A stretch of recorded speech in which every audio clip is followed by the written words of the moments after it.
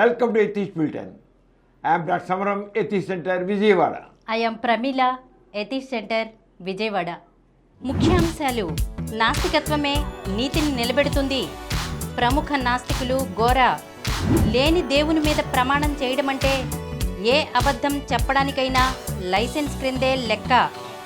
నాస్తికులు నిజాలే చెబుతారు కనుక సత్యసాక్షిగా ప్రమాణం చేస్తారు. దేవుడు, మత గ్రంథాలు, మహత్యాలు మీద యుద్ధం చేసిన బ్రిటిష్ నాస్తికుడు పార్లమెంటేరియన్ చార్లెస్ బ్రాడ్లా. ఉత్తరం వైపు తలపెట్టి నిద్రపోయినా శక్తి హరించిపోదు. మూఢనమ్మకాలు మనిషి మానసిక బలహీనతతో ఆడుకోవడమే. డాక్టర్ సమరం. మతోన్మాదంతో మానవత్వం హతం. భారతీయులంతా ఐక్యంగా పాకిస్తానీ ఉగ్రవాద చర్యలను తిప్పికొట్టాలి. నాస్తిక కేంద్రం. శాస్త్రీయ విజ్ఞానం, శాస్త్రీయ దృక్పథంతోనే సమాజ ప్రగతి. సమరం ఛానల్స్లో సమరం సైన్స్ వరల్డ్ కార్యక్రమాలు. ముఖ్యాంశాలు చూశారు కదా, ఇక వివరాల్లోకి వెళ్దాం. డాక్టర్ గారు, నాస్తికత్వమే నీతిని నిలబెడుతుంది అని ప్రముఖ నాస్తికులు గోరా గారు అన్న మాటలను కాస్త వివరించండి. నిజమేనమ్మా. అసలు యాక్చువల్గా తీసుకుంటే చూడు, ఎవరైనా ఆస్తికులు మాడితే నాస్తికుల గురించి మాట్లాడుతుంటే వాళ్ళు ఏమంటారంటే నాస్తికుల గురించి, వాళ్ళకి దేవుడు లేడు, దెయ్యం లేదు, ఇంకా ఏంటి వాళ్ళు, ఈ దేవుడు దెయ్యం లేని వాళ్ళకి ఇంక నీతి ఏమిటి అసలు అని అంటారు. అంటే దేవుళ్ళో నమ్మకం లేకపోతే, దెయ్యంలో విశ్వాసం లేకపోతే ఇంక వాళ్ళు నీతి ఉండదన్నమాట. నీతి ఉండాలంటే దేవుళ్ళో నమ్మకం ఉండాలి, దెయ్యాలు భూతాలు ఇవన్నీ తెలుసు ఉండాలి, భయాలు ఉండాలన్నమాట. అంటే వాళ్ళ దృష్టిలో దేవుళ్ళో విశ్వాసం, స్వర్గం నరకంలో నమ్మకం, అలాగే పూర్వజన్మ పునర్జన్మలో నమ్మకం, ఇవన్నీ ఉంటేనే వాళ్ళు సరైన నీతివంతులు. లేని వాళ్ళు దుర్మార్గులు, దుష్టులు అని. అంటే ఎవరికైతే దేవుళ్ళో నమ్మకం ఉండదో, ఎవరికైతే స్వర్గం నరకం నమ్మకం ఉండదో,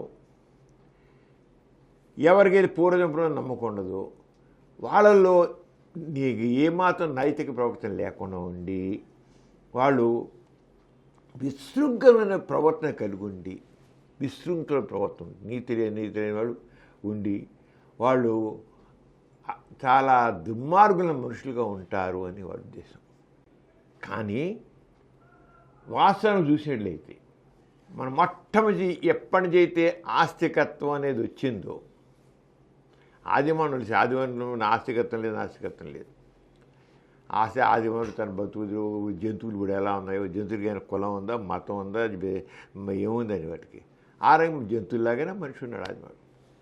కానీ తర్వాత మనిషి కాస్త మేధస్సు పెరిగిన తర్వాత వాడు కొద్దిగా ఆలోచన వచ్చాయి, వాడు కొద్దిగా ఒక సంఘంలా ఏర్పడ్డాడు, కొద్దిగా సంఘ నియమాలు ఏర్పరచుకున్నాడు, వాడు ఇవన్నీ చేశాడు. ఆస్తికత్వం అనేది ఒకటి, మతం అనేది మతం ఏర్పడింది. మతం వచ్చింది. అది భారతదేశంలో అయితే హిందూ మతం అయింది, ఇంకో దేశంలో అయితే క్రిస్టియన్ మతం, ఇంకో దేశంలో అయితే ముస్లిం మతం, ఈ మతాలు వచ్చాయి. ఈ మతాలు ఇలా వచ్చిన తర్వాత మనం చూసినట్లయితే, భారతదేశం చూసినట్లయితే ఎప్పుడైతే ఆస్తికత్వం వచ్చిందో, ఆస్తికత్వంతో పాటే చార్వాకులు వచ్చారు. అంటే దైవ విశ్వాసులతో పాటు దేవుళ్ళో నమ్మకమైన వ్యక్తులు కూడా వచ్చారు. వాళ్ళు చార్వాకులు అని చెప్తున్నారు. చార్వాకులు వాళ్ళకి దేవుళ్ళ నమ్మకం లేదు, స్వర్గం మీద నమ్మకం లేదు, కర్మకాండల మీద నమ్మకం లేదు, పూర్వజన్మ మీద నమ్మకం లేదు. కానీ ఆ చార్వాకులు తీసుకుంటే చాలా మంచి పని చేశారు. చార్వాకులు అంటే చాలా మంచి వాళ్ళ కింద అర్థం. చార్వాకులు అనేది చాలా మంచివాళ్ళు అని. ఆ తర్వాత చార్వాకులు చాలా కాలం వచ్చిన తర్వాత బుద్ధుడు వచ్చాడు.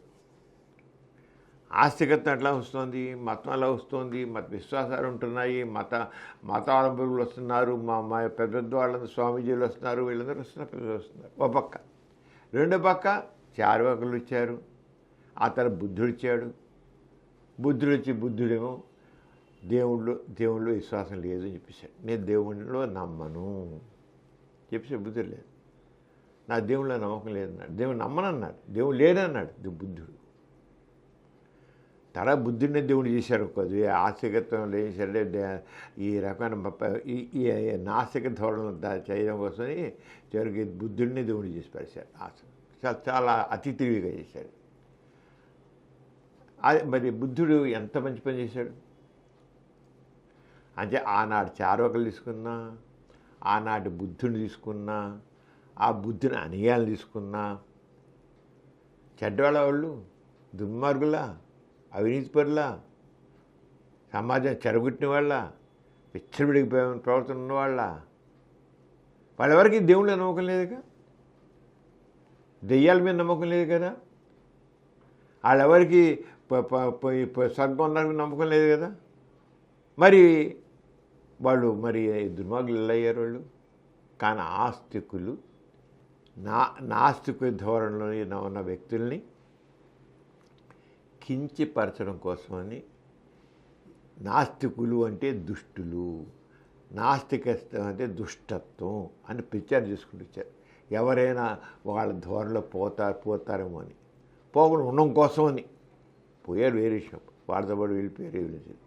అది ఈ రంగం చూస్తే ఈరోజు మరి ఇప్పుడు ఆధునికంగా తీసుకుంటే నాస్తికులు ఉన్నారు, హేతువాదులు ఉన్నారు, రేషనలిస్టులు ఉన్నారు, భౌతికవాదులు ఉన్నారు, కమ్యూనిస్టులు ఉన్నారు, అందరూ ఉన్నారు. మరి వీళ్ళందరూ దుర్మార్గుల, దుష్టుల, నీతి లేని వాళ్ళ, చాలా సమాజాన్ని భ్రష్టు పట్టిస్తున్న వాళ్ళ, విశృంఖమైన ప్రవర్తన ఉన్న వాళ్ళ. మరి వీళ్ళెవరికి దేవుడి మీద నమ్మకం లేదు, స్వర్గం మీద నమ్మకం లేదు. మరి వాళ్ళ దృష్టిలో నాస్తికుడు, మొట్టమొదటి నాస్తికుడు అంటే దేవుళ్ళలో నమ్మకం లేదు, దెయ్యం నమ్మరు, వీళ్ళందరూ నీతి ఉండదు, నిజాయితీ ఉండదు, ఏం ఉండదు అన్నారు. ఎంత నిజం అది చూద్దాం. ఇది ఈ పరిణామాలు చూస్తుంటే అంచేత నీతి ఎవరిలో ఉంది, నిజాయితీ ఎవరిలో ఉంది, సమానత్వం ఎవరిలో ఉంది, మానవత్వం ఎవరిలో ఉంది.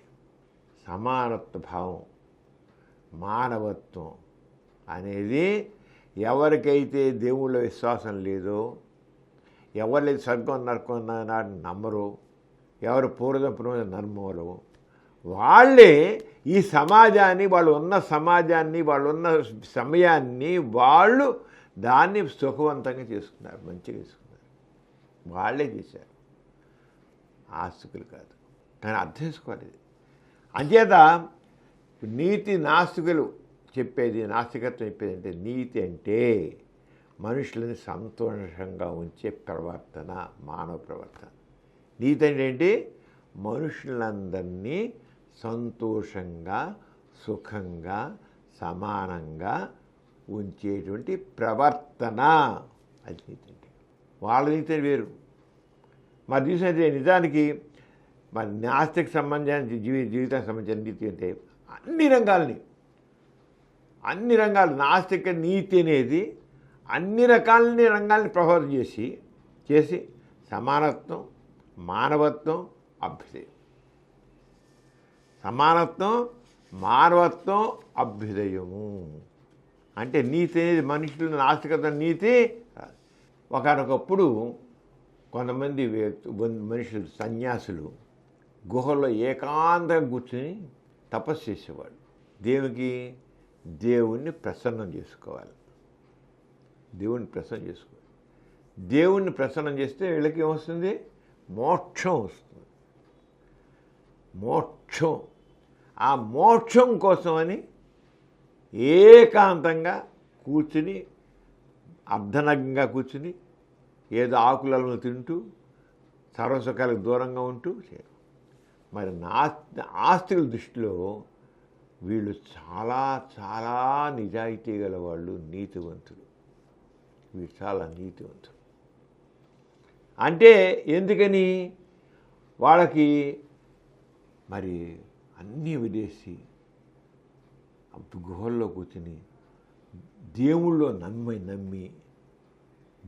నమ్మి మోక్షం కోసం కృషి చేశారు కనుక వీళ్ళు నిజమైనటువంటి నీతివంతులు అని. కానీ వాళ్ళ నీతి ఏంటి? మోక్షని స్వార్థం. తన గురించే, తన ఒక్కడి గురించే నేను మోక్షం పొందాలి, నేను దేవుడిని ప్రసన్న చేసుకోవాలి. వాడొక్కడే కూర్చున్నాడు, ఒకడే. అది గొప్పదా? సమాజంలో అందరితో పాటు ఉండి, మనుషులందరితో ఉండి, అందరి సుఖం కోసం కృషి చేస్తూ, సమానత్వం కోసం కృషి చేస్తూ, మానవత్వం కోసం కృషి చేస్తూ ఉండేవాళ్ళు మంచి గొప్పవాళ్ళ. కానీ ఆస్తికుల దృష్టిలో ఆ సన్యాసులు ఉన్నారే వాళ్ళు చాలా గొప్పవాళ్ళు. ఎందుకని? దేవుణ్ణి ధ్యానం చేస్తూ కూర్చున్నారు కనుక. ఎవరు నిజాయితీ గలవాళ్ళు, నీతివంతులు, మంచివాళ్ళు అంటే మనుషులు తన తోటి వ్యక్తి కోసం, సమాజంలో మంచి కోసం, అందరితో ఉంటూ అందరి సుఖం కోసం, సంతోషం కోసం కృషి చేసేవాళ్ళే నిజమైన నీతివంతులు. నాస్తికులు వాళ్ళ ఉండేవాళ్ళు నాస్తికులు. అంచేత నాస్తికుల యొక్క కోరికలు చాలా వాస్తవంగా ఉంటాయి, ప్రాపంచికంగా ఉంటాయి. నాస్తికుల కోరిక ఏంటి? ఈ సమాజంలో ఉన్న వ్యక్తులందరికీ సుఖం ఉండాలి, అందరికీ సమానత్వం ఉండాలి, మానవంతా హాయిగా ఉండాలి, అంతేకాని ఏదో మోక్షం పొంది భగవంతుని భగవంతుని యొక్క సాన్నిధ్యం పొందాలని చెప్పి ముక్కు మూసుకుని కళ్ళు మూసుకుని జపం చేయడం అనేది అది స్వార్థం అవుతుంది, కానీ అది సంఘ దృష్టి కాదు. నాస్తికుడేంటి? అందరికీ అన్నీ కావాలి, అందరికీ హాయిగా ప్రతీది కావాలి, ప్రతివాడు సంతోషంగా కావాలి, సుఖంగా ఉండాలి, అన్ని వాళ్ళు సమగాలి. సమానత్వం, సంతోషం, సౌఖ్యం అది నాస్తిక లక్ష్యం. అందరి గురించి ఆలోచన నాస్తిక లక్ష్యం. ఆస్తిక లక్ష్యం ఏంటి? ధ్యానం చేసుకుంటూ కూర్చుంటూ సగం గురించో మోక్షం గురించో మాట్లాడుతూ, అంటే ఇక్కడున్న బాధల్ని వాటిని నుంచి ఎస్కేప్ అయిపోవడం. ఈ సన్యాసులందరూ కూడా ఇక్కడ ఉండేటి బాధల నుంచి వాటి గురించి ఎస్కేప్ అయిపోతున్నారు. వీళ్ళు ఎస్కేపిజం హైలీ సెల్ఫిష్. మోక్షం సమాధానం పోతున్నారు. యోగా అంటూ కూర్చుంటున్నారు, ధ్యానం కూర్చుంటున్నారు. వాళ్ళంతా చాలా గొప్పవాళ్ళు ఆస్తికుల దృష్టిలో. ఇక సమాజం కోసం సమానత్వం కావాలి, మానవత్వం కావాలి, మానవులంతా ఒకటే, ఈ తేడాలు పనికిరావు, హెచ్చుతగ్గులు పనికిరావు, అసమానతలు పనికిరావు అని చేసేటి నాస్తికులు కానీ, హేతువాదులు కానీ, రేషనిస్టులు కానీ, కమ్యూనిస్టులు కానీ, భౌతికవాదులు కానీ వీళ్ళకి ఎందుకు దేవుళ్ళలో నమ్మకం లేదు, దేవుని లేదు, వీళ్ళటి దుష్టుల కింద లెక్కలకి ఆస్తికులకి. ఏంటి? ఏది కరెక్ట్, ఏది తీసుకోవాలి?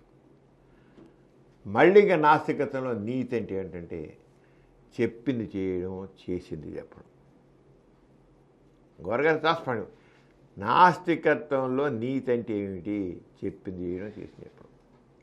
ఆస్తికులు అందరూ ఏం చెప్తారు? వాళ్ళు అందరూ దేవుని బిడ్డలే అని చెప్తారు. ఇప్పుడు తల్లికి తండ్రికి పిల్లలుంటే అందరూ ఆ తల్లిదండ్రుల పిల్లలందరూ సమానంగా ఉండాలి మరి, అంతే. అంతేగాని వాళ్ళ తేడాలుంటే వాళ్ళ తల్లిదండ్రులు ఎందుకు అవుతారు? మరి అందరూ దేవుని బిడ్డలు అన్నప్పుడు మతాల పరంగా మనుషుల మధ్య విభేదాలేంటి? కులాల పరంగా మధ్య మతాల మనుషులుగా ఈ తేడాలేంటి? హెచ్చుతగ్గులేంటి? ధనిక పేడని హెచ్చుతగ్గులేంటి? ఏమిటి ఎంతను? చెప్పింది ఏంటి? అందరూ దేవుని బిడ్డలే. దేవుని పెడితే దేవుడు అందరూ సమానంగా చూడాలిగా. మరి ఎందుకు సమానంగా చూడలేదు? ఎందుకు కొంత ఎక్కువగా చక్కగా చూస్తాడు, కొంత తక్కువ చూస్తున్నాడు? దీనికి ఏం చెబుతున్నారు? చెప్పిన దానికి పూర్వజన్మలో చేసిన పాపాలకి ఈ జన్మలో వాళ్ళు అనుభవిస్తున్నారంటారు. అంటే ఎస్కేపిజం. పూర్వజన్మలో చదివిన పాపాలకి కర్మను అనుభవిస్తున్నారు ఇప్పుడు. అంటే నాస్తికత్వం ఎంత సమానం చెప్తున్నావు? రెండో పక్క వీళ్ళు అందరూ దేవుని వీళ్ళు ఉంటూ అసమానతల్ని పెంచి పోషిస్తున్నారు అర్థమవుతులేని సిద్ధాంతాలతో. అది నీత? అది అవినీతి. చెప్పేదానికి చేశాను. నాస్తికత్వం అంటే చెప్పింది చేయడం, చేసింది చెప్పడం. అది నాస్తికత్వంలో నీతి. నాస్తిక నీతి అంటే చెప్పింది చేయడం, చేసింది చెప్పడం. మానవులంతా ఒకటి అంటే ఒకటిగానే ఉంచడం. మానవులు సమానాలంటే ఏ మతం లేదు, ఏ కులం లేదు, హెచ్చు తగ్గులు లేవు, అందరూ ఒకటే. ఇది నీత. అందరూ దేవుని బిడ్డలని చెప్పేసేసి అసమానాలు పెంచి పోషిస్తూ నాస్తికులు నీతి లేదు, నిజాయితీ లేదు. నువ్వు నీతి ఉండదు, నిజాయితీ లేదు. నీతి ఉండదు, నిజాయితీ ఉండదు. దుష్టులు, దుర్మార్గులు, విచ్చరుడు మనుషులు అని భాష్యాలు చెప్తారు వీళ్ళు. ఆలోచించండి, అంత తేలిక కాదు ఇది. ఆలోచించండి. అంటే ఆస్తికత్వానికి నాస్తికత్వానికి ఎంత అర్థం. ఒకటేమో ఒక నాస్తికత్వంలో నీతి అంటే చెప్పింది చేయడం, చేసింది చెప్పడం. ఏం చెప్పారో చేస్తారు, ఏం చేశారో చెప్తారు. అంచేత ఈ రంగం చూసినట్టయితే నాస్తికత్వంలో వ్యక్తికి స్వేచ్ఛ ఉంటుంది. స్వేచ్ఛ, ఆ ఫ్రీ విల్ అంటారు. Free will. మనిషి యొక్క స్వేచ్ఛని అరికట్టేంటి ఏ సుప్రీం పవర్ లేదు, ఏ దేవుడు లేడు, ఏ సుప్రీం పవర్ లేదు, ఏమీ లేదు. Man is supreme, man is master. Free will. స్వేచ్ఛగా ఆలోచించి నాస్తికత్వంలో నాస్తికుడు ఏం చేస్తాడంటే ఒకనప్పుడు మంచి అనుకున్నది సమాజంలో, అది తర్వాత చెడుగా అందుకో. మనిషికి స్వేచ్ఛ ఉంది కదా, ఈ ఆచారం, ఈ సాంప్రదాయం, ఈ పద్ధతి, అది పద్ధతి కావచ్చు. ఆచారం మన పద్ధతిలో ఆచారాలు అంటాం, సాంప్రదాయాలు అంటాం. ఈ సాంప్రదాయం ఒకనప్పుడు పనికొచ్చింది కానీ ఇప్పుడు పనికిరాదు, తీసేయి అంతే. నాస్తికుడు పనికిరా సమాజంలో సమానత్వాన్ని చెడగొట్టేంటి పద్ధతులని ఎంతో కలిసి దాన్ని మార్చేస్తాడు నాస్తికుడు. ఎందుకు మారుస్తాడు? స్వేచ్ఛ ఉంది తన సత్తి మార్చాడు. ఆస్తుడు మార్చడు. ఎందుకని? తన చేతులు ఏం లేదు, అంత దేవుడే చేయాలి. అంత దేవుడు ఉంటేగా. అందుకనే పాత ఆచారాలు, పాత సాంప్రదాయాలు, పాత పద్ధతులు అవి అలా కొనసాగుతూ మనిషిని పనికి రాకుండా ఉంచి బాధల్లో ఉంచుతుంది నాస్తికత్వం. నాస్తికత్వం ఏం చేస్తుంది? కాలం చెల్లిన, బూజు పట్టిన ఛాందస భావాల్ని వదిలిపెట్టు. మారుతున్న సమాజంతో పాటు చేంజింగ్ టైం, చేంజింగ్ ట్రెండ్స్తో పాటు ఈ నీతి అనే దాన్ని, నియమాలు అనే వాటిని, పద్ధతులనే వాటిని, సాంప్రదాయాల వాటిని, వీటన్నిటిని మార్చుకుంటూ వెళ్ళు. అప్పుడే జీవితం సుఖవంతం అవుతుంది. ఆస్తికులు చాలా బాగుపడుతుంటారు. ఎందుకని? ఆ పాత ఆచారాలని, పాత సంప్రదాయాల్ని వాళ్ళు అలా పెట్టుకుని చేసుకుని పాత ఆచారాలు, పాత సంప్రదాయాలు అలాగే ఉంటాయి. ఎందుకని? వాళ్ళు మార్చడానికి ఇష్టపడరు. ఎందుకని? అది వాళ్ళ ఆస్తికత్వం అంతే. అవి వస్తున్నాయి, మార్చడానికి వీల్లేదు. మార్చడానికి వస్తున్నాయి. నాస్తికత్వం అలా కాదు. చెప్పింది చేయడం, చేసింది. ఏం చెప్పారు? మానవులంతా ఒక్కటే, మానవులంతా మా సమాజంలో సమానత్వం కావాలి. ఆ మానవులంతా ఒకటే, మా సమాజంలో సమానత్వం కావాలనే దానికోసం అడ్డు వచ్చే ప్రతి దాన్ని నాస్తికుడు మార్చుకుంటూ వెళ్తాడు. ఎందుకని? మనిషికి స్వేచ్ఛ ఉంది కనుక. ఆస్తికత్వంలో ఆ స్వేచ్ఛ లేదు. నువ్వు నిమిత్త మాత్రుడు, నువ్వు చేసేది లేదు, నీ చేతులు ఏం లేదు. అంతా ఆ దేవుడు ఎలా చేస్తే ఏది చూడు మరి అంతా ఆ దేవుడి దయ, ఆ గాడ్ విల్లు ఉండాలి, దేవుని దయ ఉండాలి. దేవుని దయ ఏంటి అసలు? దేవుడు ఉంటే కదా అసలు దయ. అందువల్ల ఎప్పుడైతే దేవుళ్ళో దయ ఉందో, దేవుళ్ళో నమ్మకం ఉందో, దైవ విశ్వాసమే నమ్మకం ఉందో, వాడు బాధపడుతూ ఉంటాడు. నాస్తికుడు బాధపడ్డాడు, మార్చుకుంటాడు. కష్టం, ఇబ్బంది పెట్టేవాడిని మార్చుకుంటాడు. మీరు ఇదే ఆస్తికరిస్తే కర్మని, దురదృష్టమని, మరి అలాగే పూర్వజన్మని, పునర్జన్మని, ఇలాంటివెన్నో చేస్తూ అంటూ అయిపోతుంది అసమానతలు. ఆస్తికత్వంలో చూసినట్లయితే, నువ్వు తీసినట్లయితే అంటరాంతనం ఉంది. ఎందుకున్నారు అంటరాంతనం? అందరూ దేవుని పెట్టలేక ఒకడు అంటరాని వాడుగా వాళ్ళు పెళ్లి చేసుకోవడానికి లేదు, వాడితో కలిసి భోజనం చేయరు. ఒకనప్పుడు ఎంత ఇప్పటికీ పల్లెటూళ్ళలో కొన్ని చోట్ల ఆవిడ నడవాలంటే ఒక పెద్దవాడు పెద్ద అగ్రకులసలు చెప్పులు తీసి నడుస్తారు, చెప్పులు తీసి చంకలు పెట్టి నడుస్తారు. ఎప్పటికీ అరవైంది పరిస్థితి ఉంది. ఏమిటది? నాస్తికతలో ఉన్నది. దీనికి ఏంటి మరి? అలాగే ధనిక పేద తేడా సమాజంలో ఎంతో ఉంది. ధనిక పేద తేడా ఎందుకుంది? అలాగే చూసినట్లయితే కులాలు మతాలు ఆ పేరు మనుషుల మధ్య ఎన్నో హెచ్చుతగ్గులు అంతరాలు ఉన్నాయి. అలాగే తెల్ల నల్ల తేడా ఉంది మనం చూసినట్లయితే, తెల్ల నల్ల పార్నగడ్డి చూసినట్లయితే. అలాగే చంపుకోడలు, కన్న తండ్రే తన కూతురు ఇంకొక నిమ్మన కొలవలసిన చేసి చంపేసే విషయం తెలుసుగా మిర్యాలగూడలోనండి ప్రణయ్ ఇన్సిడెంట్. ప్రేమించి పెళ్లి చేసుకుంటే వాడు దళితుడని చెప్పేసి ఒక మనిషి చంపుతాడా? ఏమిటిది? దుర్మార్గులు దుష్టులు ఆస్తుకులా నాస్తికులా? అంతరాలు పెంచి పోషిస్తున్న ఆస్తుకులా నాస్తికులా? సమాజం సౌఖ్యాన్ని కోరేది ఆస్తుకులా నాస్తికులా? సమాజం నీతి పెంచి పోషిస్తున్న ఆస్తుకులా నాస్తికులా? సాంఘిక సమానత్వం సాంఘిక న్యాయం చూస్తున్న ఆస్తుకులా నాస్తికులా? సామాజిక న్యాయాన్ని చూస్తున్న ఆస్తుకులా నాస్తికులా? నాస్తికులే. అంచేత నాస్తిక తీసుకుంటే సోషల్ జస్టిస్ అంటాం, సామాజిక న్యాయం, అందరికీ సమానమైన అవకాశాలు కావాలి. అందరు మన రాజ్యాంగంలో అది ఉండబట్టి మన రాజ్యాంగంలో జస్టిస్ ఫస్ట్ మనకు ఉంది. మన తీసి ఫండమెంటల్ దీంట్లో justice, Liberty, freedom of expression. నువ్వేం కాదు, నీ థాట్ని కానీ నీ మతం గురించి చెప్పుకోవడం కానీ ఉంది. ఫ్రీడమ్ ఆఫ్ ఎక్స్ప్రెషన్ అన్నీ మనకు ఉన్నాయి. జస్టిస్, లిబర్టీ ఇవన్నీ మనకి మన రాజ్యాంగం పెట్టుకున్నాం. అమలు సరిగ్గా ఎందుకు జరగట్లేదు? ఆస్తికత్వం జరగదు. రాజ్యాంగంలో పీఠికలో మనం ఎన్ని పేర్కొన్నా మన రాజ్యాంగాన్ని మనం సావరెయిన్, సోషలిస్ట్, సెక్యులర్, డెమోక్రటిక్, రిపబ్లిక్ అని పేర్కొన్నాం.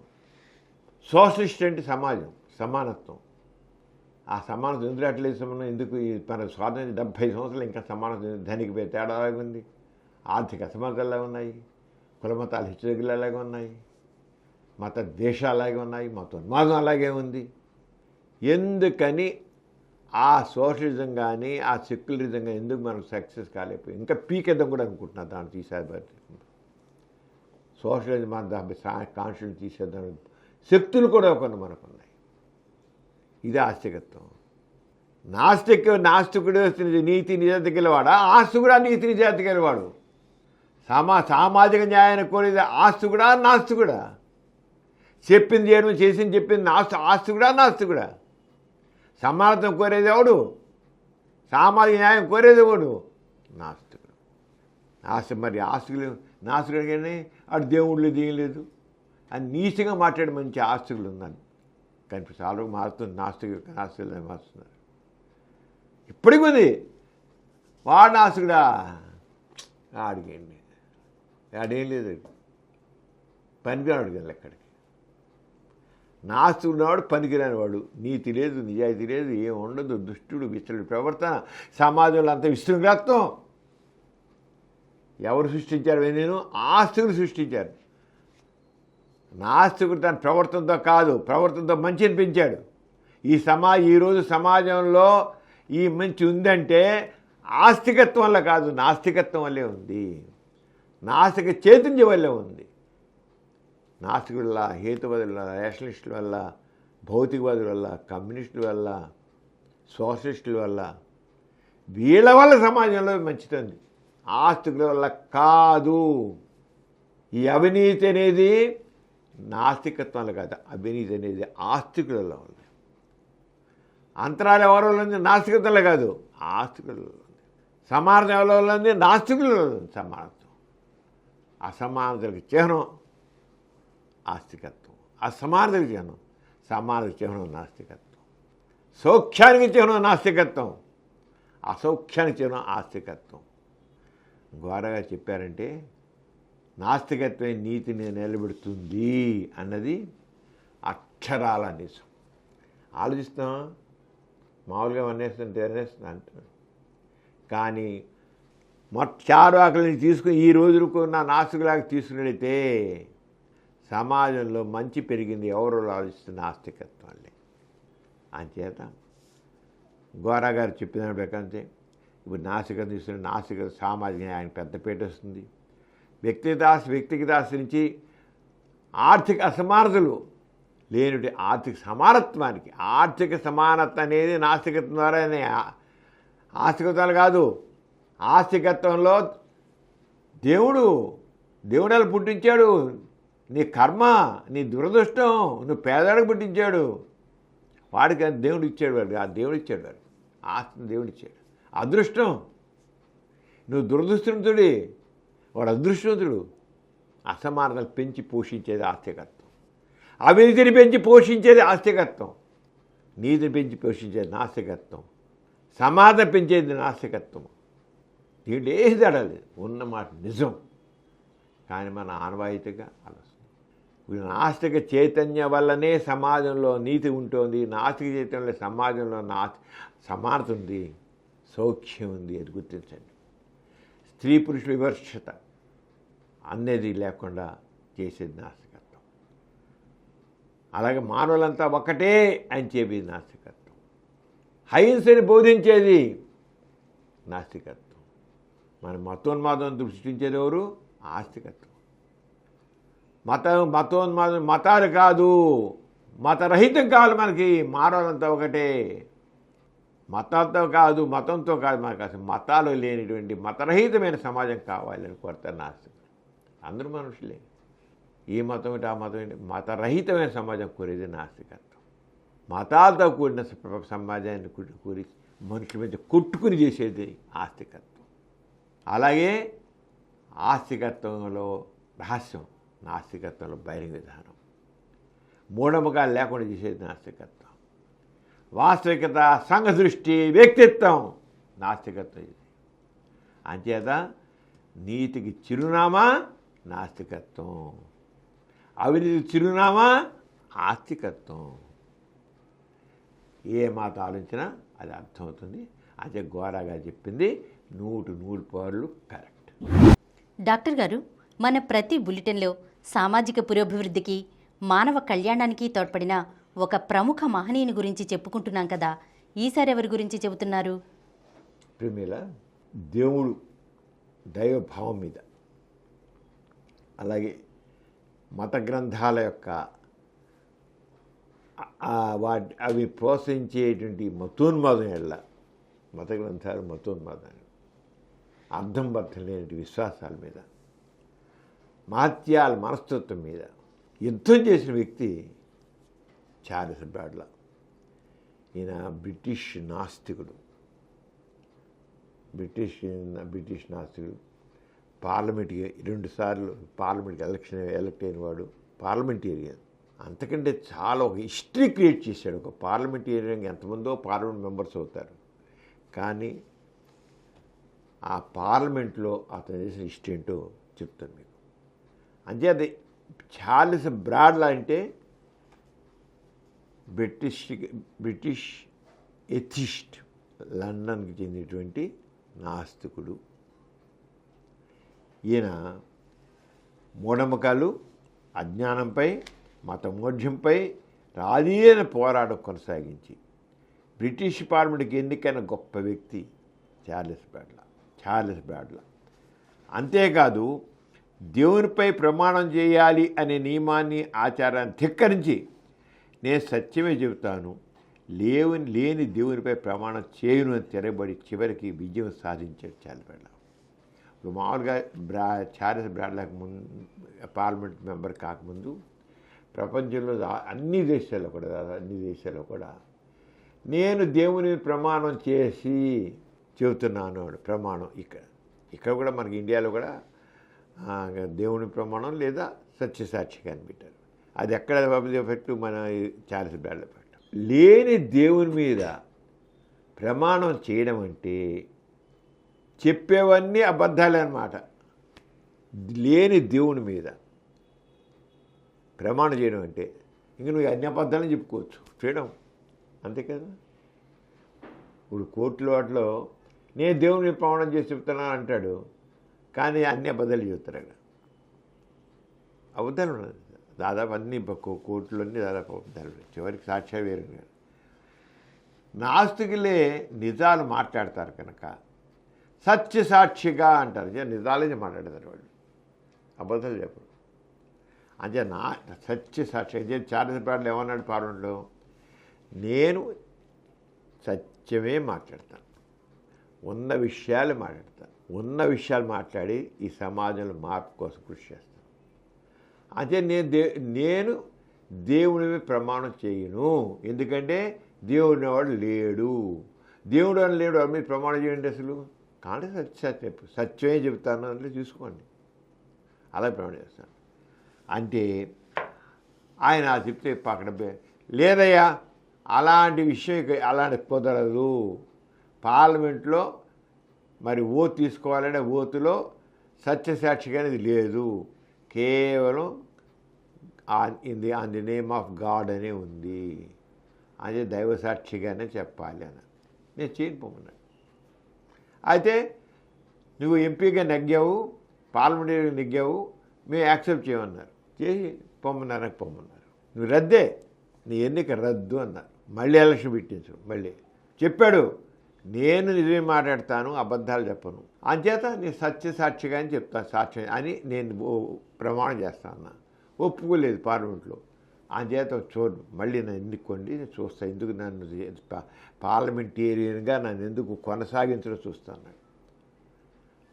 మళ్ళీ వెళ్ళాడు, మళ్ళీ నెగ్గాడు, మళ్ళీ వెళ్ళి మళ్ళీ పెద్దలు మళ్ళీ నెగ్గించారు. మళ్ళీ ఇదే కథ వస్తే మళ్ళీ చేయమన్నాడు, నేను చేయను, నువ్వు ప్రమాణం మార్చుకో, దానికి ఉంది సత్య ఆన్ ది నేమ్ గాడ్ అనేది దాని చోట కాడా దేవుని మీద నమ్మకం దాని ఉండేవాళ్ళు దేవుని మీద చెప్పాలని చెప్పమన్నాను. కానీ నేను మాత్రం ఎఫర్మేషన్ సత్యసాక్షిగా చెప్తాను, సత్యసాక్షిగానే చేస్తాను, కానీ లేని దేవుని మీద చేయను. విశ్వాసం మీద నేను ఎందుకు చేయాలి అసలు, నేను నమ్మదాన్ని ఎందుకు చేయాలి, నేను చేయను అన్నాడు. కుదరదు అలాగన్నారు. ఎందుకు కుదరదు, మనం చేసుకుంటే కుదురుతుంది, ఎందుకు దీనే పెద్ద మార్చుకుంటాం, సిస్టమ్ మార్చుకుంటాం, కుదరదన్నా వీల్లేదు, కుదురుతుంది, ఎందుకు కుదరదు, అది మార్చుకోనే కదా, మార్చుకోండి కదా, మార్చండి. పార్లమెంటే కదా రూల్స్ రెగ్యులేషన్ చేసేది రూల్స్ శాసనాలు చేసే పార్లమెంటే, అలా శాసనం చేయండి. శాసనంలో ఇప్పుడు నేను ఏమైపోయింది అవుతాను నేను, మీరు శాసనం చేయండి, ఇలాగా దైవసాక్షిగానే బదులుగా సత్యసాక్షిగాని కూడా అనవచ్చాను, కానీ మీరు పెట్టుకోండి ఏదని అడిగాడు. సత్యసాక్షిగాని పెట్టండి సమానమని అన్నారు. కుదరదు, మేము చేయం అలాంటిది, దైవసాక్షిగానే చేయాలన్నారు. మళ్ళీ రద్దు చేశారు. చూడు మరి, మళ్ళీ వెళ్ళాడు అక్కి, మళ్ళీ తను ఎదురు వెళ్ళాడు. నేను సత్యసాక్షిగానే ఉంటాను, నేను నిజమే చెప్తాను, నాకు దేవుడు లేడు, నేను నిజంగా చెబుతున్నాను కదా, నాకు దేవుడు లేడు, మా చిన్న చెప్తాను, అదేమో అక్కడ కూడా చెబుతున్నాను, దేవుడు లేడు, నాకు నేను దేవుడు నమ్మను, దేవుడు లేనప్పుడు దేవుడు నమ్మనంటే దేవుడు లేని దేవుడు నేను ఎందుకు నమ్ముతాను, నమ్మను, నేను సత్యాన్ని నమ్ముతాను, వాస్తవాన్ని నమ్ముతాను అన్నాడు. ఏమాడు మళ్ళీ నెగ్గాడు మూడోసారి. అది నాస్తికుడు అంటే. నెగ్గితే ఈంబాడు ఓరి నాయన లాభం లేదని చెప్పి ఆలోచించి అప్పుడు శాసనం చేసి ఈయన్ని సత్యసాక్షిగా ప్రమాణం చేయించి పార్లమెంట్ తీసుకున్నారు. That is Charles Bradley, that is atheist. ఆ రంగా బ్రిటిష్ పార్లమెంట్లో అడుగుపెట్టాడు. అలాగే మూడోసారి తీసుకుని బోత్ యాక్ట్ని మార్చి హేతువాదులుగా నేను సత్యమే చెబుతాను, ఐ సాలమన్లీ ఎఫర్మ్ అని అంటే చాలు అని బ్రిటిష్ పార్లమెంటు 19వ శతాబ్దం చివరి ఘట్టంలో చట్టం చేసింది. 19వ శతాబ్దం చివరిలో. అదేవిధంగా మన దేశంలో కూడా దేవుని మీద ప్రమాణం చేయడం కానీ లేదనే సత్యం చెప్తాను కానీ అన్నానికి రాజ్యాంగ రీత్యా అనుమతి వచ్చింది. మన రాజ్యాంగంలో పెట్టారంటే అది దేనివల్ల చార్లెస్ బట్ల చేయించింది, ఆయన పట్టుకొని బట్టి అని వచ్చింది.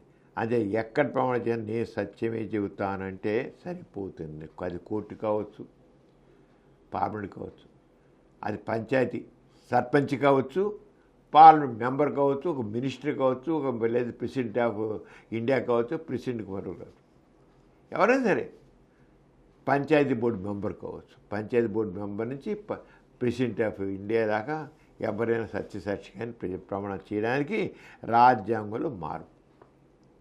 అలాగా బ్రిటిష్లో చేశారు. ఆ రంగా మరి మార్పుకి సాధిత ఆద్యుడు ఎవరు? చార్లెస్ బట్ల. ఆ చార్లెస్ బట్ల ప్రపంచవ్యాప్తంగా సెక్యులర్ వ్యవస్థ నిర్మాణానికి ఆ విశిష్ట స్థానం ఉంది. మరి మామూలు విషయం కాదు. అంత పట్టుదలగా సత్యానికి నిలబడ్డాడు. ఆయన ప్రముఖ నాస్తికునిగా, అలాగే న్యాయశాస్త్ర పారంగతునిగా ఇలా చేశాడు. ఆయన గొప్ప భక్తగా ఖ్యాతి గడించాడు. ఈ నాస్తికుని ఎవరు?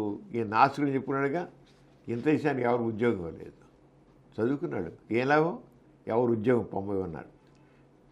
పోతే నాకు ఉద్యోగం లేకపోయినా నాకు నేను నాస్తికుని ఇవ్వనంటారు. పండి నేను బతకగలను,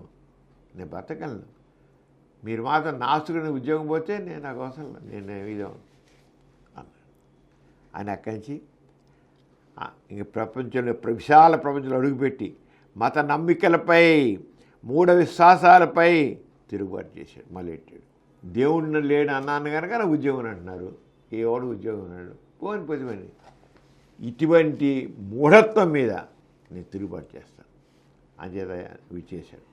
దేవుడు, మత గ్రంథాలు, మహత్యాలు విమర్శించి అనర్గళంగా ఉపన్యాసం చేసేవాడు. నాశప్రచారాన్ని దేశవ్యాప్తం చేశాడు. ఇంగ్లాండ్ అంతా కూడా నాశప్రచారం చేశాడు. అమెరికన్ విప్లవానికి లేని ఏర్పాటు అందించిన థామస్ పెయిన్ ప్రభావం అతనిపై ఎంతో ఉంది. థామస్ పెయిన్ కూడా ఆయన ప్రభావం. సైన్సు, శాస్త్రీయ దృష్టి, నాస్తిక చైతన్యం పెంపొందడానికి 1861లో నేషనల్ రిఫార్మర్ పత్రిక ప్రారంభించాడు. 1861లో నేషనల్ రిఫార్మర్. దానికి ముఖ్యమైన ఉద్దేశం ఏంటి? సైన్సు, శాస్త్రీయ దృష్టి, నాస్తిక చైతన్యం. బ్రాడ్లా కృషికి అనీ బెసెంట్ కూడా కుడిభుజంగా ఉంది. అనీ బెసెంట్ బ్రాడ్లా భావాలు చేయడమే కాకుండా ఆవిడ ఎక్స్ట్రా ఆ రోజుల్లో కుటుంబ నియంత్రణ ఆపరేషన్ చేయించుకోండి. ఊరికి పిల్లల కన్నం కాదు, కుటుంబాన్ని పరిమితం చేసుకొని అనీ బెసెంట్ బాగా ప్రచారం చేసింది. అనీ బెసెంట్ కుటుంబాన్ని పరిమితం చేసుకోవాలి. దేవుడిచ్చే బిడ్డలు కాదనక నువ్వు ఎవరు? ఆపరేషన్ వీల్లేదు, కంటూ ఉండాల్సిందే. ఒక పంది పిల్లలు కన్నట్లుగా, ఒక పిల్లి కన్నట్లుగా, కుక్క కన్నట్లుగా ఆ రంగా కనాల్సిందే. నువ్వు ఆపడం వీల్లేదు. దేవుడిచ్చే బిడ్డలు అది ఎవరు? మత నమ్మికులు, మత విశ్వాసులు అన్నమాట. అనీ బెసెంట్ ఇటువంటి మత విశ్వాసాలు అర్థం లేనివి, మనిషి యొక్క సుఖం ముఖ్యం. ఊరికి పిల్లలకి అనేసి ఆడ ఆరోగ్యం కొట్టుకోవడం, తల్లి ఆరోగ్యం కొట్టుకోవడం, చివరికి పిల్లల ఆరోగ్యం కూడా సరిగా లేకపోవడం. తిండి ఎక్కడ పెడతారు వీళ్ళకి? చదువు సంధ్యలు ఎక్కడ ఉంటాయి? ఏముండవు.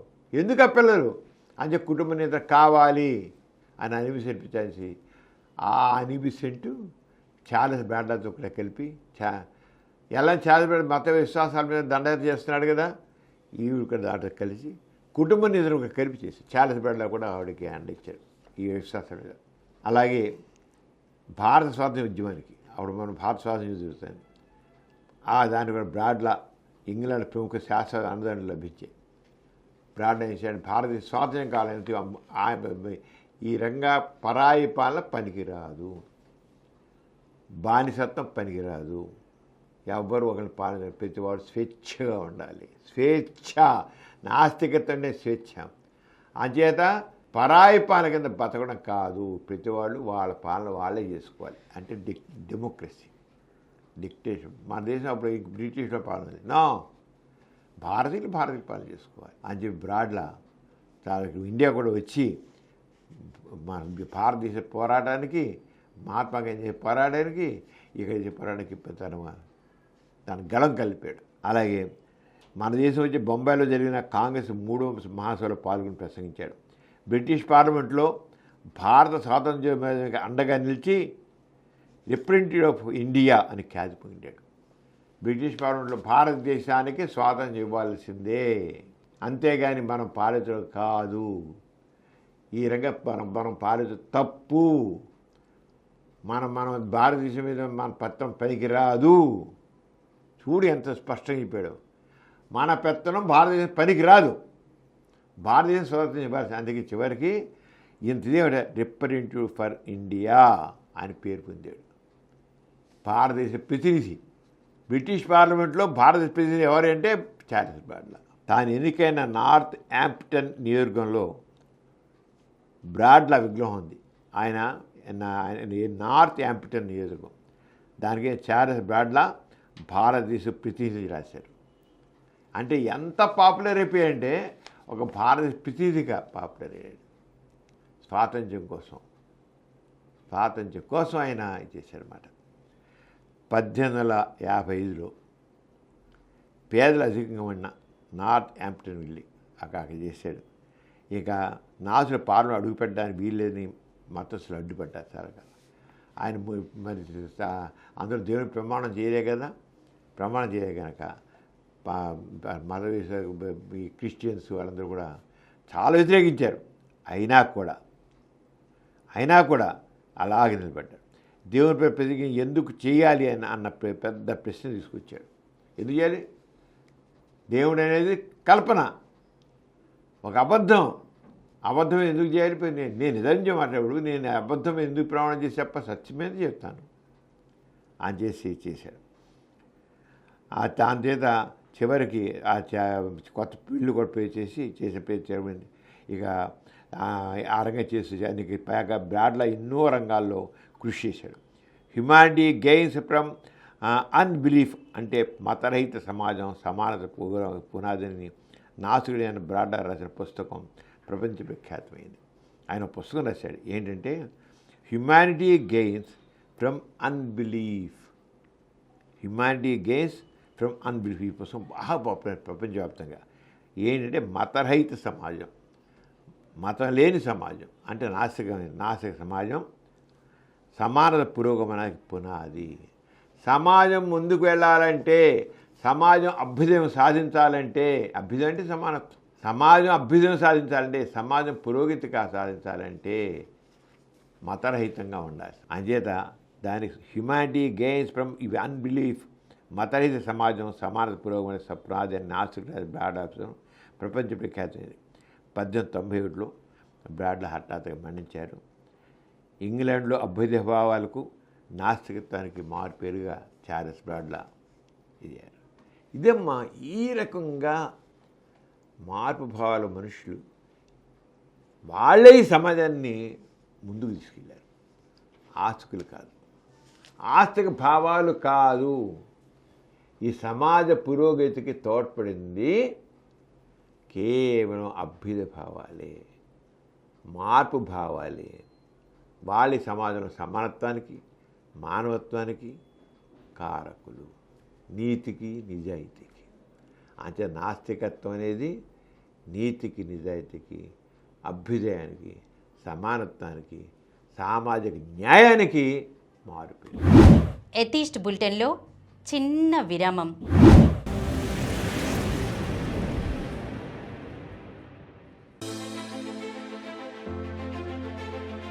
ఎన్నో రంగాలలో ప్రధాన పాత్ర పోషిస్తున్న ఏఐ. అసలు ఏఐ అంటే ఏంటో తెలుసా? సూర్యుడు ఆకాశంలో పడిపోకుండా ఎలా నిలిచి ఉన్నాడు? శాస్త్ర సాంకేతిక విశేషాల ఖని గోరా టెక్నోహబ్. భూమి అంత స్పీడుగా తిరుగుతుంటే మనం పడిపోకుండా ఎలా ఉండగలుగుతున్నాం?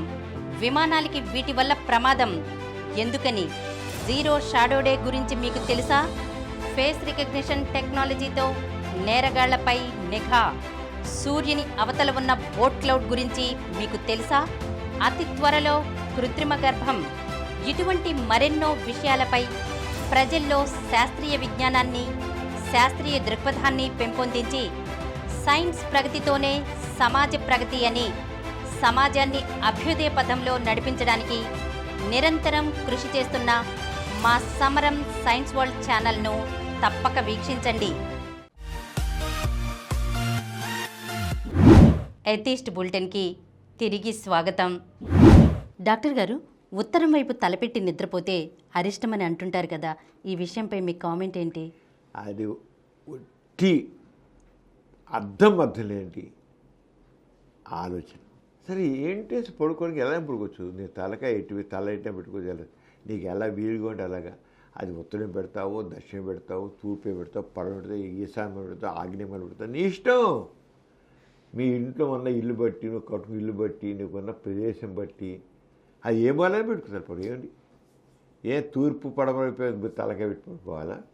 తూర్పు వైపు పడవ పెడితే మంచిది. అది చెప్పేదంటే మ్యాగ్నెటిక్ ఫీల్డ్స్ ఉత్తర దక్షిణాల్లో ఉంటాయి. ఉత్తరం వైపు మ్యాగ్నెటిక్ ఫీల్డ్ ఉంటుంది, దక్షిణ వైపు ఉంటుంది. ఉత్తరం వైపు తలకాయ పెట్టి పడుకుంటే ఆ మ్యాగ్నెటిక్ ఫీల్డ్ యొక్క ప్రభావం, విద్యుత్ తరంగాలు మన శరీరంలో, మన మెదడులో ఉన్న విద్యుత్ తరంగాల్ని హరించి వేసి మనల్ని నిర్వీర్యం చేస్తాయని మాట్లాడతారు వీళ్ళు. అవి ఉత్తరం తలకాయ పెట్టి పడుకుంటే నీ మెదడులో విద్యుత్ తరంగాలు ఉంటాయి. ఆ విద్యుత్ తరంగాల్ని అవి లాగేసుకుని నిన్ను నిర్వీర్యం చేస్తాయి. నువ్వు నీరసపడిపోతావు, అనారోగ్య పాలవుతావు, నువ్వు పనిరాకుండా పోతావు, వేస్ట్ ఫెయిల్ అయిపోతావు. ఇది వాడు చెప్పేది, వేస్ట్ ఫెయిల్ అయిపోతావు. అంచేత పొరపాటును కూడా ఉత్తరం తలపెట్టి పడుకోకూడదు, దక్షిణ వైపు తలపెట్టి పడుకోకూడదు. తూర్పును కానీ పడమర కానీ తలకాయ పడుకోవాలి. తూర్పు కానీ పడమర వైపు కానీ అలా పడుకున్నావా నీ పని అయిపోయిన, నీ ఆరోగ్యం చెడిపోతుంది, నీ శక్తి సామర్థ్యాలన్నీ పోతాయి, నీ తెలివితేటలన్నీ పోతాయి. ఎంతమంది అలా పడుకుంటున్నారు? అలా పని రాకుండా పోయారా? నువ్వు బస్సు ఎక్కుతావు, బయలుదేరి తూర్పు వైపు నీ తలకాయ పెట్టుకుంటావు. ఆ తూర్పు చెల్లి తర్వాత నిదానికి ఇంకో డైరెక్షన్ చాలా తిరుగుతుంటుంది. ఒక ట్రైన్ ఎక్కుతావు, ఒక ఫ్లైట్ ఎక్కుతావు. నువ్వు తలకాయలు పెట్టుకుంటుంటే అది అదే దృష్టి వెళ్తుందా? మారుతాయి, దిక్కులు మారుతుంటాయి, బస్సులే మారుతుంది. నేను తూర్పు తలకాయ పెట్టి పడుకున్నాను, నేను నువ్వు ఎంత పెద్ద ధైర్యం ఉండొచ్చు. అది కుదరగా మా తలకాయ ఉత్తరం అయిపోతుంది, అవుతుంది, మామూలు ఇది. కానీ ఎంత మూర్ఖత్వం ఈ సిద్ధాంతం. ఆస్తికత్వంలో అసలు అర్థం లేని సిద్ధాంతాలు ఎన్నున్నాయంటే ఎన్ని కాదు. ఇది చెప్పనవసరంలా. శకునాలను ఇలాంటివన్నీ కూడా ఉత్తరం తలకాయ పడుకోకూడదు, దక్షిణం పెట్టుకోకూడదు. ఎందుకు ఉత్తర సవాళ్ళు ఉన్నాయి కనుక లాగేస్తుంది, నీళ్ళు లాగేస్తుంది. ఏంటి లాగేది? లాగదు. పెట్టి పడుకుంటు ఎంతమంది పడుకుంటున్నారు? అలాగే ఎంతమందో పడుకుంటున్నారు. ఉత్తరం అయిపో దక్షిణ తలకాయ పడుకున్నారు, అదే పనికిరాకుండా పోతున్నారా? కానీ నిజంగా ఆస్తికత్వం చెప్పినట్లే మనిషి ప్రతిసాడు ఎందుకు పనిరాకుండా పోతాడు? వేస్ట్ ఫెలో వాడు. ఎందుకు నిరంతరం వాళ్ళ సెంటిమెంట్లే, వాడు సెంటిమెంటల్ ఫూల్. పనికి సెంటిమెంట్ ఫూల్నే చెప్పాలి వీళ్ళని. ఏమీ జరగదు. ఇది కేవలం మూఢనమ్మకం, మూఢత్వం. ఇప్పుడు ఆస్తికత్వం మనిషిని ఈ రకంగా సెంటిమెంట్లో ఫుల్స్ చేసి పనికిరాని వాడికి చేస్తుంది. అంతకి ఏం లేదు. నీకు ఎలా వీలుంటే అలా పడుకోవచ్చు. ఉత్తరం తలకాయ పెట్టి పడుకునే అవ్వదు, దక్షిణం పెట్టుకునే అవ్వదు, తూర్పు పడుకునే ఎక్స్ట్రా ఒరిగేది లేదు, పడవ పెట్టుకునే ఎక్స్ట్రా ఒరిగేది లేదు. అది పోయేది ఇటు ఒరిగేది లేదు, అన్నీ ఒక్కటే. అంచేత వాటికి ఎటువంటి సైంటిఫిక్ ఎక్స్ప్లెనేషన్ అంత సృష్టిస్తారు. నేను అంతకనే లేదు. ఇది కేవలం మూఢనమ్మకం, మరొకటి కాదు. డాక్టర్ గారు, పహల్గామ్లో మొన్న మతోన్మాదం మరోసారి రెచ్చిపోయింది కదా, ఈ ఉగ్రవాద చర్యలకు అంతమే లేదంటారా? ఈ ఘటనపై మీ స్పందన ఏంటి? ప్రిమేళ, నిజంగా పహల్గామ్లో మరి ఆ ఉగ్రవాదుల చర్య చాలా ఘోరమైంది. మతోన్మాదుల చర్య. ఎందుకోసం వాళ్ళు చంపేశారు? పైగా ఆ పహల్గామ్లో వాళ్ళు విహారయాత్రకు వెళితే నిజంగా ఒక మినీ స్విట్జర్లాండ్ పహల్గామ్. కాశ్మీరు వెళ్ళి తెలుస్తుంది ఎంత బాగుంటుందో, చక్కగా ఉంటుంది పహల్గామ్ ప్రాంతం. ఆ పచ్చి బయళ్ళు, చుట్టూ ప్రకృతి, ఆ హిమాలయ పర్వత కొండలు, మంచు, ఎంత ఎంత బాగుంటుంది, అంత బాగుంటుంది. వెళ్ళారు హనీమూన్ చేసి వాళ్ళు వెళ్ళారు, వీళ్ళు వెళ్ళారు, వాళ్ళు వెళ్ళారు, చూడడానికి వెళ్ళారు, సామెను వెళ్ళారు. ఈ ఉగ్రవాదులు అవి వెళ్ళి ఏదో చేశారంటే విచారణ కాదు, ప్రత్యేకంగా వెళ్ళి ముస్లింలు అందరూ ఒకవేళ నిల్చోండి, హిందూస్ అని ఒకవేళ నిల్చోండి అని చెప్పేసి ఆడవాళ్ళ పిల్లలు వేరే పొమ్మని చెప్పేసి హిందువులు అన్న వాళ్ళందరినీ మరి ఆ కాళ్ళ మళ్ళీ ముస్లిమ్స్ అన్న నిల్చోండి, మళ్ళీ వాడు పొరపాటున ఉంటాడు, వాళ్ళు ఖురాన్ చదివించి వాడు ఖురాన్ చదివినట్లయితేనేమో ముస్లిం, చదవకపోతే మళ్ళీ హిందూ కింద లెక్క. అంటే హిందువులన్న వాళ్ళని చంపియాలి అంటే మతోన్మాదం. ఎంత మతోన్మాదం! మతోన్మాదం వల్ల మానవత్వం హతమైంది, మానవత్వం హతమైంది, హత్య చేయబడింది మానవత్వం. మతోన్మాదం మానవత్వాన్ని హత్య చేస్తుంది అనే దానికి పహల్గామ్ ఉదాహరణ స్పష్టంగా తెలుస్తుంది మనకి. మతం అనేది మనిషిలో అంతరాన్ని సృష్టించడమే కాదు, మతం అనేది మతోన్మాదానికి కూడా దారితీస్తుంది. మతోన్మాదంతో మానవత్వం చంపివేయబడుతుంది. అంటే మతం అనేది కాదు. అంటే సమాజం మతరహిత సమాజం కాదు మనకి, అది మనం గుర్తించాల్సింది. మనం కోరేది మతరహితమైన సమాజం కాదు, కానీ ఏదో మతంలో మత సామరస్యం ఏం కాదు. మత సామరస్యం వీళ్ళు అంటుంటే రెండు పక్క మాకు ఇంకో మతస్థులు మతోన్మాదంతో రెచ్చిపోయి చంపేసి వాళ్ళు ఏం చేశారు? ఆ హిందువులు ఏమైంది, ఏమైంది? వాళ్ళేం అరిచారా? జయశ్రీమని అరిచారా? ఇంకోటి తెచ్చారా? అలా వాళ్ళు జయశ్రీమను ఇంకోటిని అరిచి మహాదేవ సుబ్బను అరిచి వాడు వీళ్ళు అరుచుకుంటే ఆకేదో దాంట్లో రెచ్చిపోయి చేశారు. ఏమి లేని అమాయకుల్ని కేవలం మతం అనేది మీద దారుణంగా హత్య చేశారంటే మానవత్వం. అంచేత ఇది హిందువుల మీద అటాక్ కాదు, మతపరమైన పాకిస్తాను, సెక్యులర్ వ్యవస్థ అయినటి భారతదేశం మీద అటాక్ తీసుకోవాలి. సెక్యులర్ మన సెక్యులర్ మతం అనేది వ్యక్తిగతం, అంతే, నమ్మకు. కానీ సెక్యులర్ వ్యవస్థ మంది సెక్యులర్. ఈ సెక్యులర్ దీంట్లో వాడు దుండగు ఉగ్రవాదులు, పాకిస్తానీ ఉగ్రవాదులు. మరి పాకిస్తాన్ మా ఇస్లామిక్ కంట్రీ కదా, ఎప్పుడు ఇస్లామిక్ కంట్రీ రాసుకుంటారు. మనం సోషల్ సెక్యులర్ డెమోక్రటిక్ రిపబ్లికన్ అని అంటాం మనం. వాళ్ళు ఇస్లామిక్ కంట్రీ అంటారు, పాకిస్తాన్ వాళ్ళు. అక్కడ ఎంత సిగ్గులేక ఎంత ఇదిగా చెప్పాడు వాడు పాకిస్తాన్ విదేశాంగ మంత్రి, మేము ఉగ్రవాదాన్ని మేము ఎంకరేజ్ చేస్తాం, మేమే చేస్తాం, ఎంకరేజ్ చేస్తామని అనిపిస్తారు వాళ్ళు. అంటే మానవత్వంతో మాట్లాడేది అంటే మతం అనేది మానవత్వం లేకుండా చేస్తుంది అనేది పాకిస్తాన్ ఈ ఉగ్రవాద చర్య తెలుస్తుంది. అంతే, ఉగ్రవాదాన్ని మేము ప్రోత్సహిస్తున్నాం అని చెప్పాడంటే మానవత్వాన్ని చంపిస్తున్నట్టే కదా.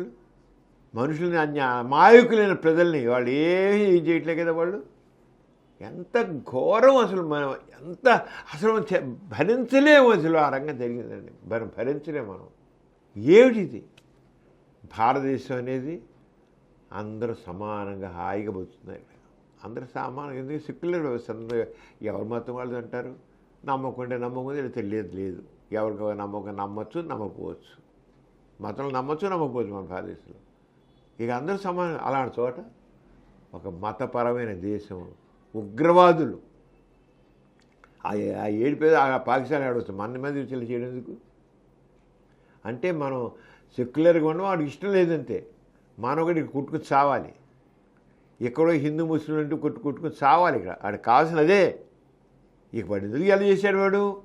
ఇక్కడ వాడు హిందువులు చంపాడు కనుక దీనికి హిందువులు రెచ్చిపోయి ముస్లింలు దాన్ని చంపియాలి, కొట్టుకోవాలి. ఇక్కడ ముస్లిం హిందువులు చంపాలి, హిందువులు ముస్లిం చంపాలి, ఇలా చంపుకోవాలని వాడి కోరిక. ఇదా మతం అనే వాళ్ళకి నేర్పింది? ఇదా పాకిస్తాన్కి వాళ్ళు నేర్పింది మతం వాళ్ళకి?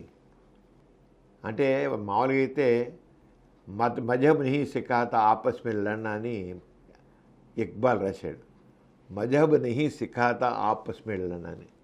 పరస్పరం కొట్టుకోమని మతం నేర్పదు అని రాశాడు. కానీ ఇప్పుడు ఈ ఉగ్రవాద చూస్తే మజహబ్ సిఖాతా ఆపస్ మే లడనా, నహీ లడనా కాదు, మతం అనేది మనుషుల మధ్య చంపుకోవడానికి కారణమవుతుంది, నేర్పుతుంది.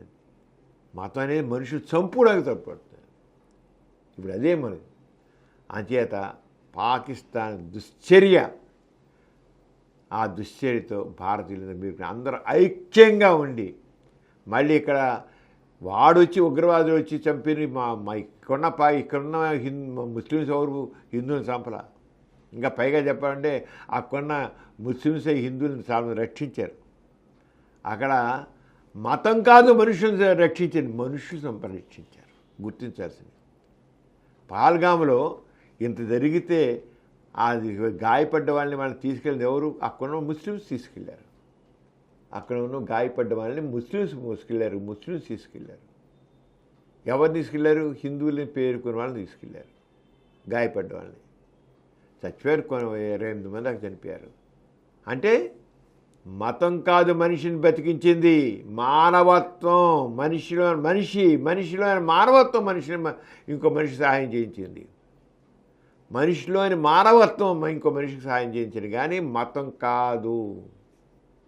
మతం మాత్రం మనిషి చంపింది, కానీ మానవత్వం మనుషుల్ని కాపాడింది కొంత. అంచేత ఈ సందర్భంలో వివాదాలు కాదు, హిందూ ముస్లిం ఐక్యతే కావాలి. ఇక్కడ భారతీయులంతా ఐక్యంగా ఇక అన్ని మతాల వాళ్ళు ఉన్నారు, అన్ని కులాల వాళ్ళు ఉన్నారు, అన్ని జాతుల వాళ్ళు ఉన్నారు. అందరూ భారతీయులు ఒక్కలాగా ఒక్కటిగా ఉండి ఐక్యంగా ఉండి ఈ పాకిస్తాన్ ఉగ్రవాద చర్యల్ని, పాకిస్తాన్ చర్యల్ని ఏకంగా ఉంటూ, అందరూ ఐక్యంగా ఉంటూ, అందరూ కూడా కలిసికట్టుగా దీనికి మనం దాన్ని ఎదుర్కోవాలి. దాన్ని ఎదుర్కొని చేయాలి. మనం పాకిస్తాన్ చర్యలను ఎదుర్కోవాలి. గుణపాఠం నేర్పాలి పాకిస్తాన్ ప్రపంచంలో ఉన్న మతపరమైనటువంటి రాజ్యాలకి భారతదేశంలో లెసన్ నేర్పాలి. మొన్న నేర్పింది మతం కొంది. ఎందుకంటే గాయపడిందేమో చంపడం కోసం ఉగ్రవాదులు హిందువులు చంపడానికి ప్రయత్నం చేస్తే దాంట్లో ఎవరో కొద్దిగా గాయపడ్డారంటే వాళ్ళని ఎవరు తీసుకెళ్లారు? ముస్లిమ్స్ తీసుకెళ్లారు. లెసన్ నేర్చుకోవాలి. మనిషిలోని మానవత్వం రెండు వాడిని రక్షిస్తుంది. మనిషిలోని దుష్టత్వం, మత దుష్టత్వం మనిషిని చంపుతుంది. అంచేత భారతీయులంతా ఐక్యంగా వీళ్ళు వాళ్ళని కాదు, ఈ జాతి ఆ జాతి కాదు, ఈ కులం కాదు, ఈ మతం ఆ మతం కాదు, ఈ తెగ ఆ తెగ అని కాదు, అందరూ ఐక్యంగా ఉండి ఆ పాకిస్తాన్కి గుణపాఠం చెప్పాలి. ఇక ఏ తేడా లేదు, అందరూ కలిసి ఈ దాన్ని మతోన్మాదాన్ని మనం ఐక్యంగా మనం ప్రతిఘటించాలి. మానవులంతా ఒక్కటే మన మానవులంతా ఒకటే, భారతీయులంతా ఒక్కటే, మానవులంతా ఒకటే. ప్రపంచంలో మానవాళ్ళంతా ఎక్కువ మనుషులంతా అందరూ ఒక్కటే, భారతీయులంతా ఒకటే. అంచేత ఆ రంగం చేసే విధం అంచేత అందరూ కూడా తప్పకుండా వివాదాలు ఎవరికి వద్దు. భారతీయుల్లో ఎవ్వరికి ఏ రకం వివాదాలు వద్దు. ఎవరి మీద ఎవరికి ద్వేషాలు వద్దు, ఈశ్వరొద్దు, అసూయలొద్దు, ఏమొద్దు. అందరూ ఏకకంఠంతో ఐక్యంగా పాకిస్తాన్ ఉగ్రవాద చర్యలని తిప్పికొట్టాలి. పాకిస్తాన్ ఉగ్రవాద చర్యల్ని తిప్పికొట్టాలి. గుణపాఠం చేసుకోవాలి. ప్రపంచం గుణపాఠం నేర్చుకోవాలి. మత రాజకీయాలు గుణపాఠం నేర్చుకోవాలి. ఆరోగ్యానికి చేయాలి. న్యాయంగా చనిపోయారు వాళ్ళకి వాళ్ళ కుటుంబాలకు మన సానుభూతి తెలియజేద్దాం. ఈ మాట చెబుతున్నాను. ఎవ్వరు కూడా ఐక్యంగా మాత్రం ఉందాం. మనం ఐక్యంగా ఉండి మానవత్వాన్ని చాటుదాం. ప్రియమేల ఇలా చాలా విషయాలు మనం చూస్తున్నాం.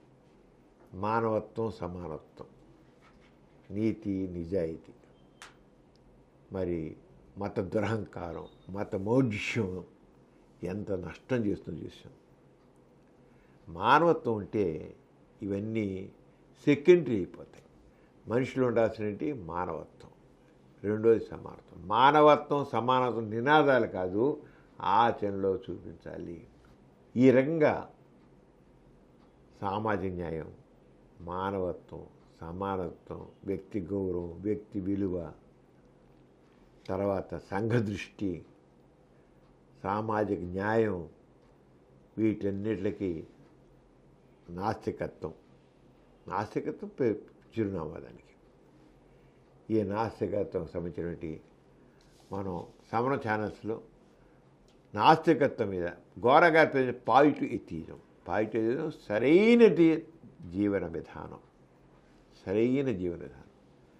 దానికి సంబంధించి 5 ఛానల్స్ నడుపుతాం. మనకి 20 ఛానల్స్ ఉన్నాయి సమరం ఛానల్స్లో. 5 ఛానల్స్ కేవలం గోరాగారు ప్రతిపాదించింది పాజిటివ్ ఎథిజం మీద. ఎథిజిస్పిలిటీ ఉంది.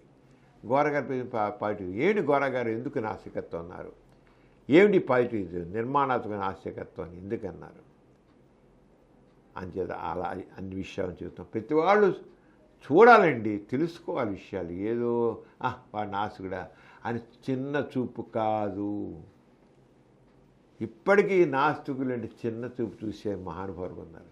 అంటే తెలుసుకోకపోవడం వల్ల, జ్ఞానం లేకపోవడం వల్ల, అజ్ఞానం వల్ల వాళ్ళు అలా మాట్లాడుతున్నారు. పెద్ద పెద్ద వాళ్ళు కూడా నాస్తికుడిగా నువ్వు, నాస్తికుడిగా అంటారు, తీసి పారేస్తారు. వీళ్ళు ఆస్తుడు ఏం పొడిచాడా వీడు? అందుకే చెప్పుకున్నాం, ఈ సమాజం నీతి నిలబడేది నాస్తికత్వం ద్వారా అని గోరగారు చెప్పింది కరెక్ట్. అది కానీ ఆస్తికుల్లోని దురహంకారం వల్ల నాస్తికుడిగా అని తీసి పారేసింది. కానీ నాస్తికుడివి, నేను నాస్తికుడిని, నేను చాలా పట్ల పార్లమెంట్లో నిలబడి సత్యం సాక్షిగా ఎలా చేశాడో, నాస్తికుడిని వాడు సమాజంలో నీతికి, నిజాయితీకి, సామాజిక న్యాయానికి, సోషల్ జస్టిస్ దానికోసం నిలబడ్డారు. దాని గురించి ఎన్నో నిర్వచనం. అలాగే నాస్తికత్వం ఈ సమాజ ప్రగతికి సైన్స్ కావాలి. సైన్స్ ప్రగతితోనే సమాజ ప్రగతి, అది గుర్తుంచుకోవాలి. సైన్స్ ప్రగతితోనే సమాజ ప్రగతి. దాన్ని ప్రతిబింబించడానికి సమరం ఛానల్స్లో సమరం సైన్స్ వరల్డ్ అనే ఛానల్ ఉంది. దాంట్లో చాలా విషయాలు సైన్స్ వచ్చినాయి. ఇదే కాదు, ఎన్ని విషయాలు సైన్స్, దాంట్లో ఖగోళ శాస్త్రం సంబంధించిన విషయాలు, ముఖ్యంగా ఖగోళ శాస్త్రం సంబంధించిన విషయాలు అనేక పెడుతున్నాం. ఎంతమందో సైన్స్ మీద ఇంట్రెస్ట్ వాళ్ళు, సైన్స్ మీద ఇంట్రెస్ట్ పెడితే వాళ్ళకి సైన్స్ గురించి తెలుసుకోవాలి. వాళ్ళు సైన్స్ గ్రాడ్యుయేట్స్ అవ్వాలని లేదు, వాళ్ళు డాక్టర్లు అవ్వాలని లేదు, వాళ్ళు ఇంజనీర్లు అవ్వాలని లేదు, వాళ్ళు సైంటిస్టులు అవ్వాలని లేదు. ప్రతి ఒక్కళ్ళకు కూడా సైన్స్ గురించి అవగాహన పెంచుకోవాలి. దానికోసమే సమరం సైన్స్ వరల్డ్ చూడండి. దాంట్లో ఎన్ని విషయాలు ఎంత విజయవాడ నాస్తిక కేంద్రంలో సైన్స్ మ్యూజియం ఉంది, అలాగే గోరా సైన్స్ సెంటర్ ఉంది, అలాగే గోరా టెక్నో హబ్ అని పెట్టాం. లేటెస్ట్ డెవలప్మెంట్ సైన్స్ గురించి దాంట్లో ఉంది. ఇప్పుడు ఆర్టిఫిషియల్ ఇంటెలిజెన్స్ అనండి, ఇంకోటనండి, ఇవన్నీ కూడా ఏ రంగా మన జీవితాన్ని ప్రభావితం చేసి ఏ రంగా హెల్ప్ చేస్తున్నాయి. ఏఐ అనేది ఇప్పుడు అన్నిటిని కమాండ్ చేస్తుంది. ఆర్టిఫిషియల్ ఇంటెలిజెన్స్ అసలు జీవితంలో ఎన్ని రకాలుగా తోడ్పడుతుంది ఏఐ అనేది, ఆర్టిఫిషియల్ ఇంటెలిజెన్స్. దానికి సంబంధించినంతా కూడా మనం గోరా టెక్నో హబ్ ద్వారా చేస్తున్నాం. ఎన్ని జీవితంలో ఎంత ఉపయోగపడుతుంది ఆర్టిఫిషియల్ ఇంటెలిజెన్స్, ఎన్ని రకాలుగా ఉపయోగపడుతుంది. మనం తెలియకుండా వాటి ప్రయోజనాలన్నీ మనం పొందుతున్నాం. ఆర్టిఫిషియల్ ఇంటెలిజెన్స్ సంబంధించిన ప్రయోజనాలన్నీ మనం పొందుతున్నాం. ఇలాంటి విషయాలన్నీ కూడా ఈ సైన్స్ వరల్డ్లో ఉన్నాయి. చెప్పే కదా, సైన్స్ ప్రగతితోనే సమాజ ప్రగతి, సైన్స్ ప్రగతితోనే సమాజ ప్రగతి, వ్యక్తి ప్రగతి కూడా సైన్స్ ప్రగతితోనే ఉంది. అంచేత అందరినీ కోరేదంటే సమరం సైన్స్ వరల్డ్ అనే ఛానల్ని అందరూ చూడండి, సబ్స్క్రైబ్ చేయండి, మీ ఫ్రెండ్స్ చేత సబ్స్క్రైబ్ చేయించండి. మీ ఊహకు అందనంత ఇన్ఫర్మేషన్ దాంట్లో ఉంది. ఊహకు అందనంత ఇన్ఫర్మేషన్ మనం సైన్స్ వరల్డ్ ద్వారా అందిస్తున్నాం. ఆ చేత ఈ రంగమైన సమరం ఛానల్స్ అభ్యుదయానికి మారిపోయారు. సమాజ ప్రగతికి మారుపేరు. అంచేత అటువంటి ఛానల్స్ అందరూ చూడండి. సైన్స్ వాళ్ళు తప్పకుండా చూడండి, సబ్స్క్రైబ్ చేయండి. ఇక విజయవాడ వచ్చినప్పుడు తప్పకుండా చూడండి. ఇక్కడ ఉన్నది ఇక సైన్స్ మీద చూడండి, గోర టిక్రప్ చూడండి, గోర సైన్స్ సెంటర్ చూడండి. మీ ఊహకు అంతంత ఇన్ఫర్మేషన్ ఇస్తాం. చెప్తాం కదా, సైన్స్ ప్రగతి అని సమాజ ప్రగతి అని. అంటే నాసికతం కోరేది ప్రగతి, అభ్యుదయం. దాన్ని ఇక్కడ మనం ఆచరణలో చూపిస్తున్నాం. అదే తెలుసు.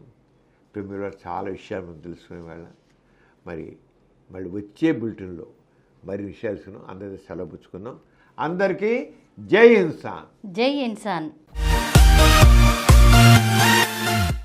ఈ కార్యక్రమం మీకు ఎంతో నచ్చింది కదా. ఇటువంటి మరిన్ని వీడియోల కోసం అనతి కాలంలోనే 20 కోట్ల వ్యూస్ సాధించిన సమరం ఛానల్ సమర్పించు ఎథిస్ట్ బులెటిన్ ఛానల్కు సబ్స్క్రైబ్ చేయండి, లైక్ చేయండి, మీ ఫ్రెండ్స్కి షేర్ చేయండి. అలాగే ప్రక్కనున్న గంట సింబల్ని ప్రెస్ చేయడం మర్చిపోకండి.